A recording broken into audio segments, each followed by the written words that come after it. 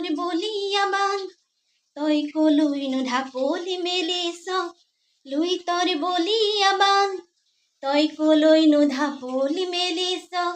হেৰি হেৰি হব দে কাল ৰূপ ধৰি তই কাকনো বাৰে বাৰে খেদিছ লুই তোৰ বলিয়া বান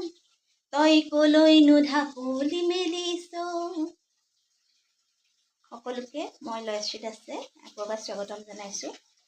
আৰু আজি এটা বিশেষ কথা লৈ আপোনালোকৰ মাজলৈ মই আহিলোঁ। আশা কৰিছোঁ বৰ্তমান পৰিস্থিতিৰ মাজতো সকলো ভালে কুশলে আছে আৰু এতিয়া কি হৈছে চাৰিওফালে বানপানী আৰু হয়তো আমাৰ লুইতখন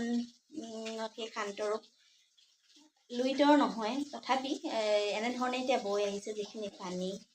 কিমান ধ্বংস হৈ গৈছে কিমান অসুবিধাৰ মাজত ব্যক্তিসকল আছে আমি সকলোৱে দেখিছোঁ। এনেকুৱা হৈছে এটা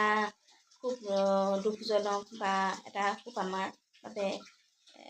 এটা বিপদসংকুল এটা পৰিৱেশৰ মাজত এনেধৰণৰ হৈছে কিন্তু বহুত মানুহ কেনেধৰণৰ কি হৈছে ঘটনা হৈছে কি হৈছে কেনেকৈ ঘৰ দুৱাৰ উটি গৈছে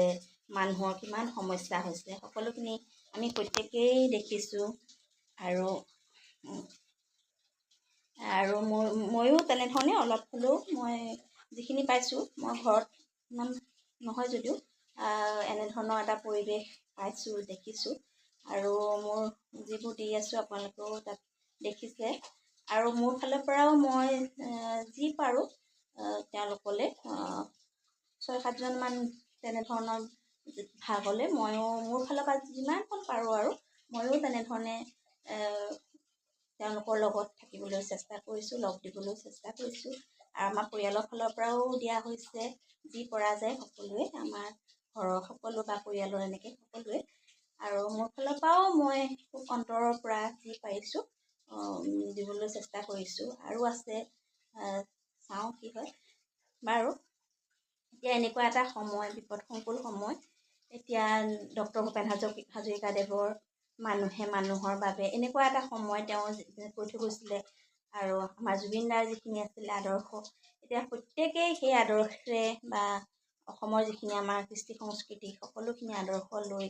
আৰু শ্ৰীমন্ত শংকৰদেৱেও তেনেধৰণে একতাৰ বান্ধোনত শিকাইছিলে আমাক আৰু এতিয়া গোটেই বিশ্বখনেই এই বিপদৰ সময়ত একেলগ হৈছে কোনোবাই হয়তো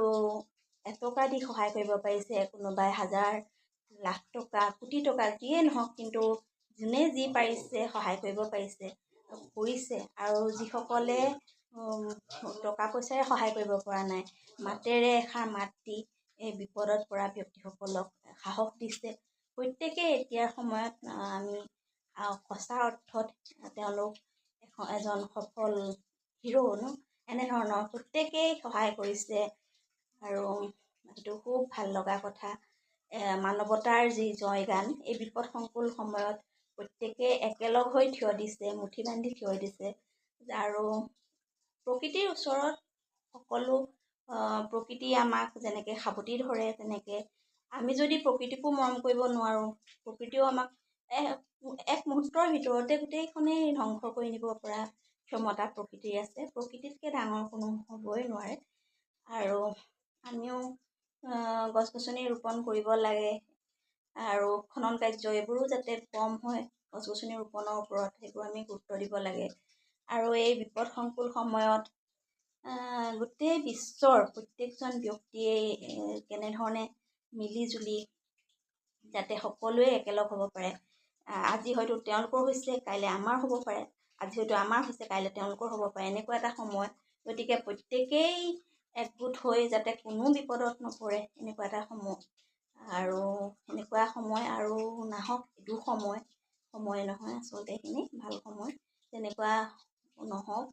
আৰু সকলোৱে কণমানিজনীৰ পৰা ডাঙৰসকল বৃদ্ধসকল যুৱক যুৱতীসকল প্ৰত্যেকে যিসকলক আমি হয়তো ভাবিছিলোঁ যে তেওঁলোক সৰু হৈ আছে একো নাজানে কিন্তু এনেকুৱা সময়ত দেখা গৈছে তেওঁলোকেও গৈ সেই লোকসকলৰ মাজত খাদ্য বিতৰণ কৰিছে তেওঁলোকক সহায় কৰিছে কোনো গৈ সহায় কৰিব গৈ মৃত্যু পৰ্যন্ত সাৱটি লৈছে কেনেকুৱা এটা পৰিস্থিতি আৰু মই চাকৰিৰ বাবে গৈ থাকোঁতেই মোৰ সেইখিনি অভিজ্ঞতা হৈছে। মই আপোনালোকলৈও যিখিনি পাৰোঁ দেখুৱাই আছোঁ। গতিকে যিকোনো ঠাইতেই গোটেই অসমখনতেই যাতে এনেকুৱা হ'ব নালাগে, আৰু অসম বুলিয়েই নহয় সকলো ঠাইতেই সকলোজন ব্যক্তিয়েই ভালে থাকক। আৰু অসমৰ বাহিৰৰ পৰাও প্ৰত্যেকে যেনেকৈ পাৰে সহায় কৰিবলৈ চেষ্টা কৰিছে, মাতেৰে টকা পইচাৰে বা যেনেধৰণেই হওক তেওঁলোকে সাহস হৈ থিয় দিছে, সেইটো বহুত ডাঙৰ কথা।